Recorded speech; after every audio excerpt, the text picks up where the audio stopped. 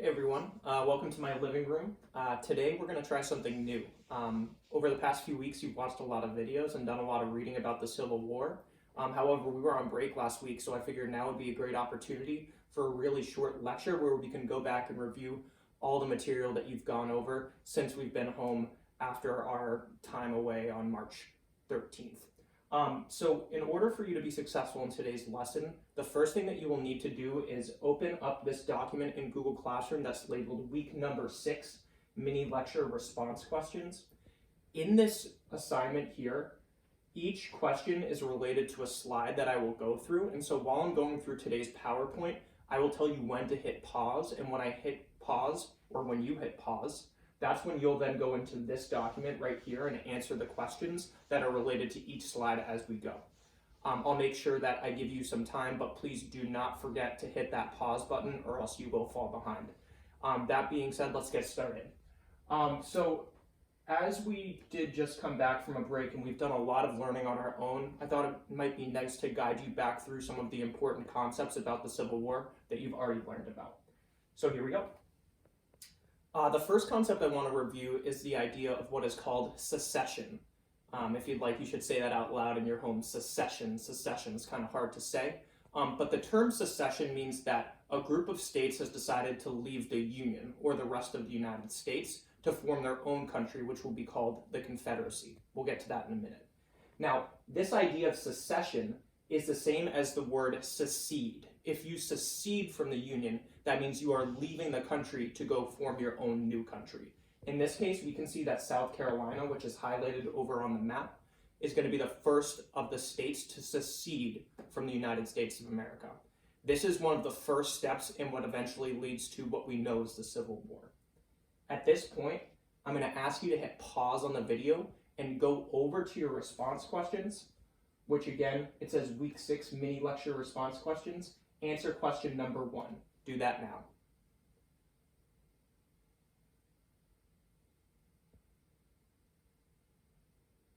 Okay, now that we're back to the lecture and we've hit unpause, let me just show you a quick map. First, we can see here in green at the bottom, those are the southern states that have seceded, or the states that have committed to the idea of secession, again, meaning leaving the country. We can see states like Texas, Florida, Georgia, and the Carolinas are just some examples of the states that seceded from the United States.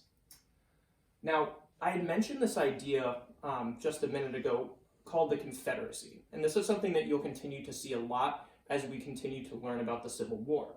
The idea of the Confederacy is that it is a brand new country made up of only the southern states that are now highlighted in red on this map, and that they are officially separate from the United States. They have their own president, they have their own laws, they have their own rules that they follow, and they don't follow along with the laws of the North, where we know Abraham Lincoln's in charge. Again, we'll get to him in just a second. Now, the bottom picture right here might look familiar to some of you, and that is actually an image of the Confederate flag. Now, today in 2020, if you were to see someone have a bumper sticker on their car with the Confederate flag, or a t-shirt, or maybe even waving the flag itself, that is considered to most people to be a racist sign. This is a sign that for many people, when they see it, it reminds them about the people who fought to protect slavery instead of trying to get rid of it. So if this does look familiar, or if you see it again later on in your life, just know that this is mostly considered to be a symbol of hate and not one that we would celebrate. At this point, I'm going to ask you to hit pause again on the video and go ahead back into those questions and answer question number 2.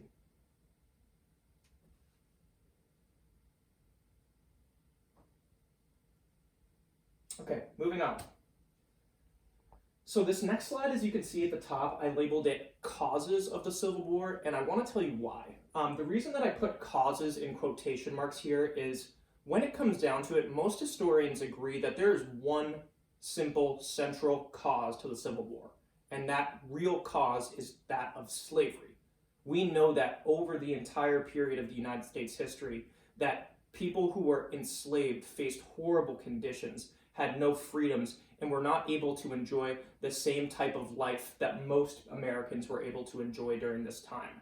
As the abolition movement in the North got stronger and stronger, and many political Republicans at the time started to oppose slavery more and more, it became very obvious once Abraham Lincoln became president that there was going to be the northern side, which was going to be opposed to slavery, and the southern side, which was going to continue to support slavery. Because for the South, for those farmers who owned slaves, it was an extremely important part of their economy to have free work or free labor so that they could make big profits. We, of course, already know this. We've been talking about it all year.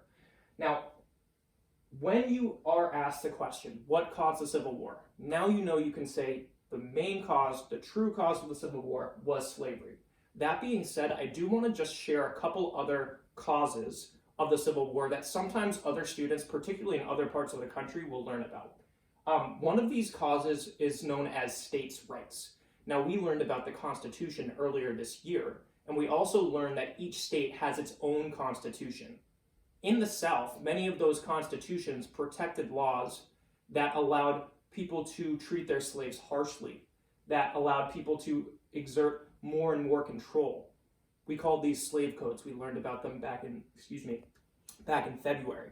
Now, this idea of states' rights is really not so different than saying the state's rights to continue with slavery.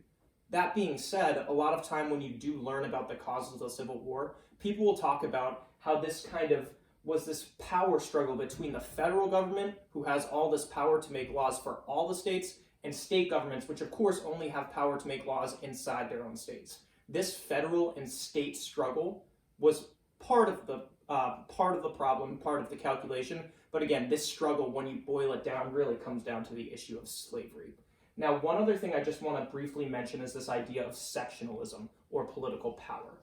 Now that Abraham Lincoln has been elected after the election of 1860, we're in a situation in which the North seems to be holding on to all the lawmaking power in Washington, D.C.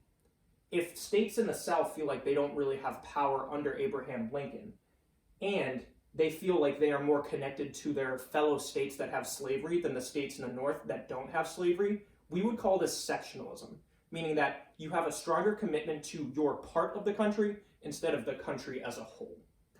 That being said, now is going to be another time to hit pause on the video. You can go over to those response questions and answer questions number 3 and 4.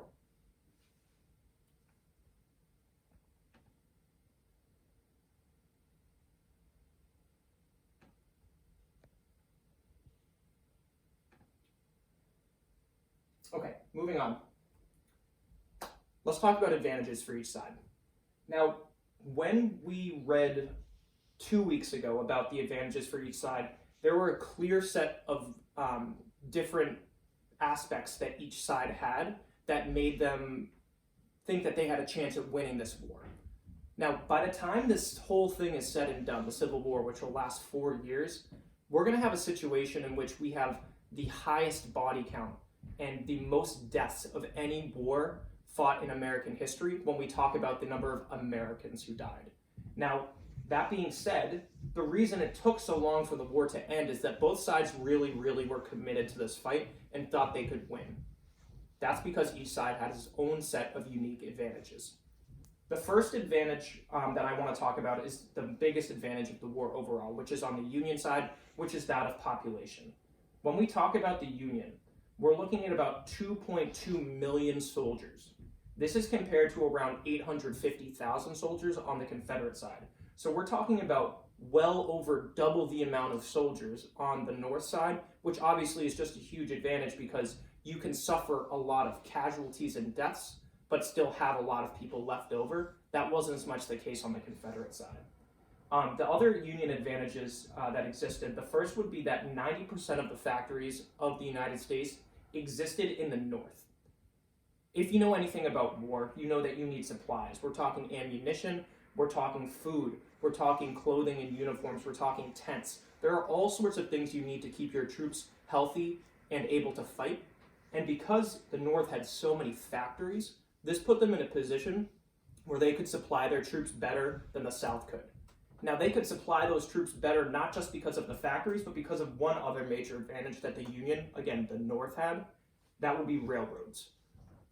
We're talking about twice as many miles worth of railroad that cover the northern part of the country as opposed to the South. What this means in simple terms is that you can take lots of supplies, ammunition, guns, uniforms, food, all at once, and quickly get those supplies to the soldiers who desperately need them to keep fighting.